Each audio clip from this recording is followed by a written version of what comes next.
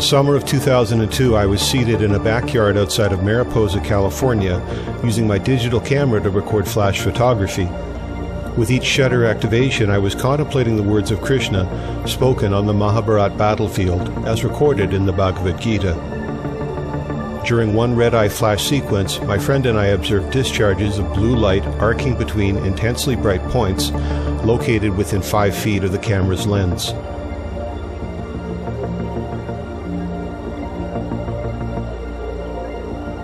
This is the resulting photograph that I recorded during that remarkable incident. Upon close examination, it reveals micro-UFO flying saucers of varying shapes and sizes, along with vari-colored coronas appearing below each one. There are also numerous proto-faces scattered throughout the image, suggesting a merger of technologies and spiritual communications manifesting through this brief incident. In the years that followed, I would go on to become a prominent UFO journalist and videographer with a substantial personal catalog of still photography and motion UFO images. In the fall of 2013, I returned to Mariposa, where I met a business owner who offered a tour of the historic downtown, where she described her encounters with the ghosts that reportedly haunt this location.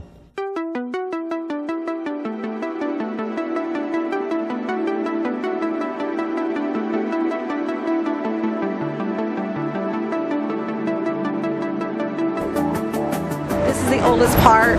This has had more, connection to the 1800s with the gold rush. So I've been working downtown Mariposa for over 10 years now, so I'm very familiar with a lot of stuff. Okay, so we're walking in historic downtown Mariposa, and we're going to be going over to what is considered the Schlager Hotel building, whose resident ghost is Mr. Schlager, that I've had a relationship with. We are approaching the Schlager Hotel building. I started my tea business out over here on the side here, but just to kind of give you an understanding, we have a placard right here on the building that talks about Schlager when he rebuilt this building. And there was 2 presidents that had stayed in his hotel when it was a hotel then. How Schlager caused people not to come in your business, people would walk up to the door and they would go,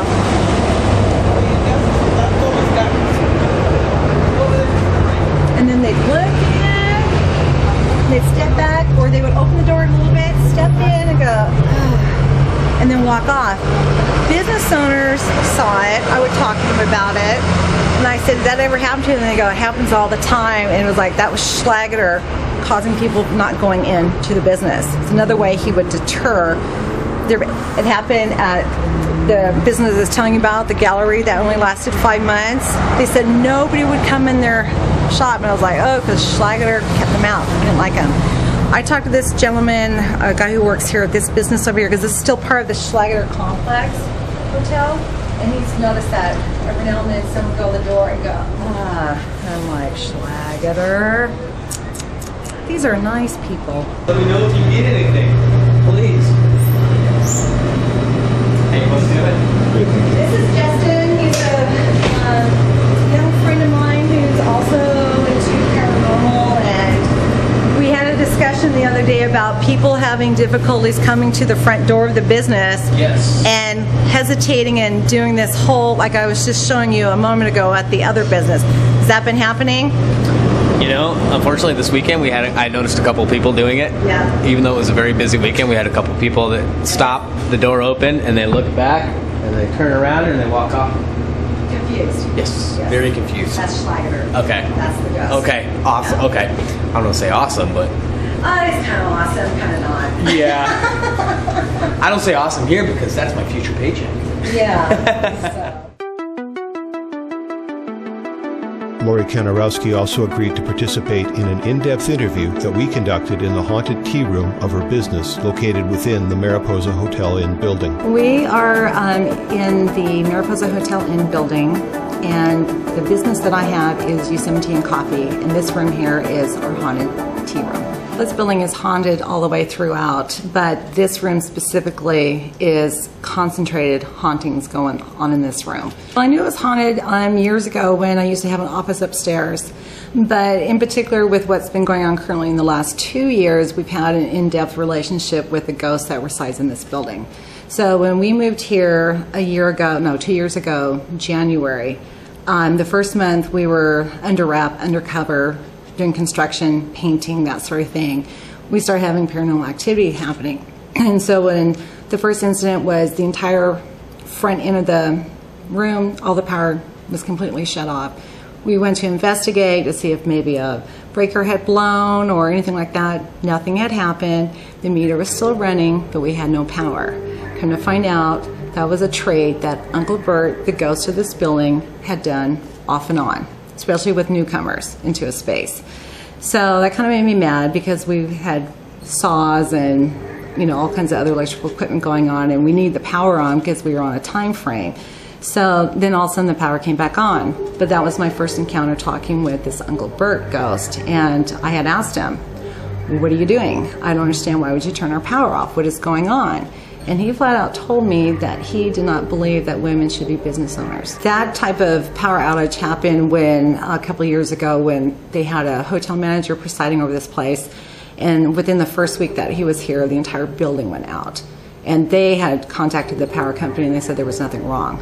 All of a sudden the power came back on. So apparently power outages seem to be like an introductory, his way of introducing himself to let it be known that I have power over you. We used to serve lunch here. We stopped doing that last summer, so it was a year ago summer. We had some women in here that we were getting ready to serve lunch to, and we have a hole in the ceiling right up there behind the light fixture. And all of a sudden, and the gals were local, and one of them said, "Hey, Laura, you need to come in here. There's water dripping from the ceiling." Oh, great, now another problem. Water's dripping from the ceiling and the floor, creating a puddle. Well, we have parquet floor. We can't have water on the floor. So I went and got a cup and I said, "There's nothing I can do until I get, someone to take a look at it." So it filled up about this much water. Well, when we had the hotel manager who wasn't available at the time, we waited until after lunch was over, got the ladder out, went up there, started poking around. It was completely bone dry. So I have to believe, and so does my staff, that it was probably ectoplasma, because there was nothing damp, moist, nothing in the ceiling. We've actually heard water in this corner of the room, rushing water like it was dripping in the ceiling, like torrents of water, and all of a sudden it would slow down and drip, drip, drip. We actually got Mary, because this happened a month ago. So, Mary, are we having water problems upstairs? Because water seems to be a big problem. I hear music sometimes, and there's nothing going on here. What type of music is it? Just instrumental. Can't really relate it to any type of genre, but after I've noticed things like after I'm done closing here and everything's turned off and it's dead silent in this place, I hear music, and so I go and look. Do I turn the music off, or I'm like, where's that coming from? So that's happening more and more frequently too. And now this isn't booming. This is sort of like just in the back edge of your hearing. Is it? It's like I hear music. I did turn the music off. Didn't I? have to go and double check. Because I'm not even sure where it's, it's just because I can hear it, and it's like, it's so weird. And then I hear like conversations going, and there's nobody in here. There's people talking. And there's nobody in here. There's nobody in the building. What does the tone of the conversation sound like? Most of the time it's just kind of chit chat. I don't always, get exactly what they're saying, but there is like little conversations going on and stuff. Now we did have, besides Uncle Bert, we've had two other. I forgot about this. We had two other spirits that have been roaming throughout this floor, and they concentrate over in this area here. In fact, we saged this room about a month ago to move them on because their presence was so heavy that it literally created a wall. So people walk in, they're like, oh, I don't like this room, turn around, walk away. So, and then they left. I remember them saying, well, where are we supposed to go? Like, well, you're not going to stay here because you're messing with my customers. And it's a fight already with Uncle Bert trying to keep the door open, because he even prevents people from walking in the door. Schlager does that too, the other ghost over there in the other building. So, okay. Yeah, and we have witnesses to that too. A lot of things that we have seen here, specifically in this room, is that people will walk in this room and then they'll go, and then they'll turn around and walk right back out. We cannot get people to stay in this room unless there's a group of them in here. So the group would override energy that he might be putting out. But if people were like, a lot of times they'll sit in that table over there that's closest to the main room. They won't come in anywhere further. Or if they go all the way through to the third room, they're more comfortable in there. But this room freaks people out. So, because they can feel a presence, or they feel a wall, and they'll come out, they're like, oh, we'll just want to sit out front. And I'm like, Bert, Uncle Bert. I was being challenged, and in fact, I told him, because we were only here a couple of weeks when this happened, and I said, I'm not leaving, because we moved here purposely. I've invested all my time, effort, and money into this place, and no, I was not going to pack up and leave because you don't like a women business owner here. So then the challenges proceeded after that. So he would continue to do little things, you know, just to let his presence be known and kind of mess with us, so to speak. But I'm not interference. And he not only interferes here with me, but he interferes with other businesses that have women owners in it. So yeah, so it's chronic. It's like throughout the entire building. The only time that I ever heard of someone thinking that I didn't have a right to is because my first car that I got was a TR4A67, and I was told that women aren't allowed to have sports cars. And I was one of the first few women in Los Angeles area to have the first toy truck in the mid-'80s. And therefore, I was told women can't have pickup trucks. Well, I did. So I ended up doing things that were kind of out of the ordinary, and then of course with all the paranormal stuff coming in, then of course it was like, oh, you can't do that either. It was like, and that one was kind of a tough one. I know a little bit about him. The previous owner before Mary Foster, who is the current owner of the building, was Lynn Brown. She had a slew of different last names, but she was also mostly known as Lynn Macaron. And it was her father's brother who is Uncle Bert. And he is the one, because when I talked to Lynn, she's like, oh, you're talking about Uncle Bert. Oh, yeah, Uncle Bert this, Uncle Bert that. Because they've had off and on paranormal activities going on. So the family knew. When Lynn owned the building, she, you know, people would tell her, oh, this happened, that happened. She goes, oh, don't worry, it's just Uncle Bert. You know, until I came along. And, you know, things started changing a little bit because I challenged him. I don't know if I can actually come up with an exact early memory. I just know that my great-grandmother was part of my growing up, and she had passed away when I was 2. I could see other spirits. You know, I knew when people were going to die, dead people would come to me after they had died. I would know when the phone was going to ring. I mean, I just had a whole slew of different paranormal abilities. So to me, it was just normal. So trying to trace back to like a first incident or something like that, to me, it was just ongoing. You've been living with this all your life. Right. So this is normal to me until someone challenges me and says, well, that's not normal. I'm like, oh, all of you don't have the same experience. So it's especially here in Mariposa because of our history, very violent history here, ongoing violence. They're attracted to negative energy. There's a lot of negative energy off and on in various places around here in the county, just due to the history of this place. Down in Hornitos, there was a lot of violent activity down there, a very sketchy town in its heyday in the late 1800s. A lot of deaths, a lot of miners were killed up here. We had the battle with the Indians in Yosemite.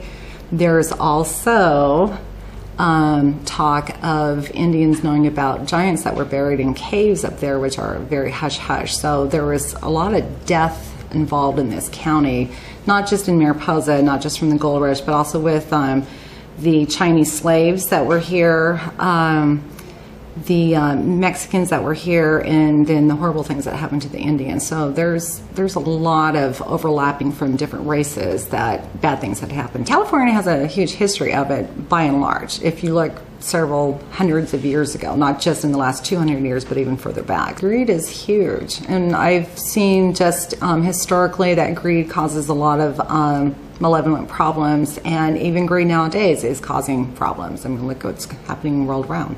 Civil War is a classic example of trapped spirits and negative energy and all kinds of stuff, because when there's violent things that go on, it leaves an imprint. And so that imprint that stays, and if it's perpetuated or it hasn't been messed with, then anyone that comes in contact with is taken over by or affected by that energy. You know, they can sense it, they can feel it, you know. And so unless something comes in and changes the whole dynamics of the area, which is a lot of hard work, and you don't see a lot of that happening, you know, there's that toss-up between, gee, should we clear the ghosts of the Civil War, you know, battlefields, or should we just keep it there because it's part of history and we make a great ghost tour, you know, ooh, scary story. So, you know, there's that dichotomy there that's kind of like, you know, part of us, you know, leans to the dark side of what people consider dark, or, you know, not everyone is into the light, love, and peace type thing. So, you know, like I said, part of it's historical, and so sometimes you don't even want to mess with the historical part, but even the historical components of yesteryear affect things nowadays just because of the energy fields that are still alive. That's a big problem here. This is one of the reasons why Uncle Bert and some of the other ghosts that I've encountered here in this town is possession. There are spirits here, specifically in our town, in our county, that these people, when they were alive, they have built their businesses. They had put everything they had into being out here in the Wild West and up against, you know, I mean, it wasn't that long ago. I mean, we have advanced, you know, ferociously since Gold Rush era to, you know, high technology now, but these people were very possessive of what they had and didn't have. I mean, a lot of them didn't have that much. So a lot of the ghosts that are still here is because they were very possessive of the things that they created. Is it this heavy attachment? Very heavy attachment. And as you said, it's related to the cost of achieving anything under pioneer conditions. Mm-hmm. Especially in this area. In the mid to late 1800s, there was at least 3 fires that burned the town down. So, you know, we've had the surviving buildings that we see now. Are there any first generation buildings left in town, or did they all burn? Most of them burned. They had to be rebuilt. So, like, a lot of the original ones that you might read about historically in this town are gone. There's maybe 1 or 2, like, okay, the courthouse is still one of the originals. The Masonic Lodge building here, I can't remember if that one is a second building. It still might be a first building because the Masons that lived here made sure that building didn't burn down. So it was one of the last standing buildings when the whole fire went through this town several times. So due to hardship with fire, then there was the Spanish influenza. That was a real interesting one. We got hit hard here too with that. There was a point where there was like poverty stricken, you know. So the fire were there deaths due to fire? There were some deaths, but I think a lot of it had to do with the fact that it just destroyed people's businesses and their livelihood. They were decimated. I'm not sure what I foresee. I know that I have dealt with him for the past couple of years being in this space, and it's been more of a kind of like a family feud. And I don't have the heart sometimes to think, you know, I might threaten him because I've threatened him before. Like, if you don't knock it off, you're gone for a period. No, and then, or I'll tell him, I go, you know what, go haunt upstairs. And get out of my shop and go haunt upstairs, go downstairs. I don't care where you go, just go. Go haunt somewhere else. Kind of like a mother telling a kid what to do. But lately it's been like, okay, we need to work with Uncle Bert, because if he becomes, I mean, the stuff that he does is highly mischievous, like locking Mary out of the building, which is a common thing that he does. And you have to hand lock the door, and all of a sudden she walks out and the door is locked behind her, and it's like, oh, because she came down one time, she goes, I just got locked out 3 times today. I go, Uncle Bert, he's doing it again. She's a woman, she owns the building. I was raised in one religion, left that for another, left that doing years of extensive research into texts and things like that. Lately, my latest thing has been looking at the ancient Indian texts, and which is fascinating. That came about through my Vedic astrology chart, because I've been having things happening based on the Vedic astrology, which is, from my understanding and everything that I've ever read about, is like the most predictive astrological realm available. Mm-hmm. And so that has gotten me in contact with, you know, more spirits and that sort of thing.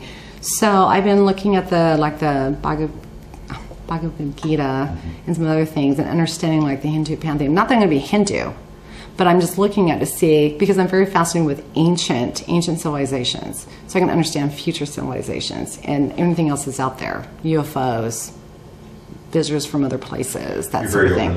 Very open-minded. It's basically based just on everything I've been exposed to as a child, because I've been exposed to a lot of different phenomena, and to me it's just normal, and I love it, you know. So, and if there's some way to help, like some people My understanding is like if they ghost bust, they want to go in, they just want to know about it, or they want to get rid of the ghost. Well, I think sometimes just depending on what's going on in the spirit realm, you don't always have that right. And so what I have learned through all my experiences is to get permission. If I'm going to do something that would be considered drastic, like let's say annihilation of whatever, I get permission. Like if that spirit or whatever has to move on or just be done, I just don't do it. I find out, what's the best thing for this. That's why I need with Uncle Bert. I got to find out what's the best way of dealing with Uncle Bert. Although I was unable to further substantiate Lori Kanarowski's testimony with video evidence, I was impressed by the variety of her experiences, corroborating statements from other witnesses, and noted with surprise our mutual shared interest in the Gita that had manifested for me as a cluster of micro-UFOs in 2002. We had an incident in the basement down there where we actually took a tape recorder because I could hear voices down there and like screams of the guys that had, when the tunnel collapsed, underneath because they were trying to get to the bank to steal, gold and stuff like that. Tunnel collapse. So I could hear them. So the owner's daughter-in-law, we took a tape recorder, went down in the basement, which no longer exists anymore because it's all cemented. But we left. It was funny because we had a tape recorder and we're like, okay, we're leaving this tape recorder. We're going to go stand outside and we're going to wait 15 minutes. So we're going to, for voice imprint to see what anyone's saying or anything going on. So we walked out.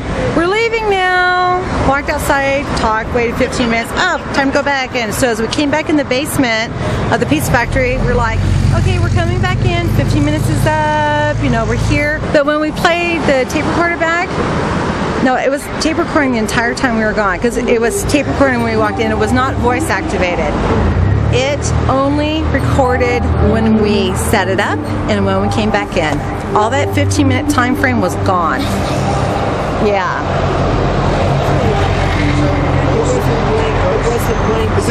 It was not a blank tape. It was rolling the whole time, but that 15-minute segment while we were gone recorded nothing. It went from when we went in, set it up, and when we left, came back in. So anything that transpired in that 15 minutes, there was nothing on the tape except for when we left and came back in.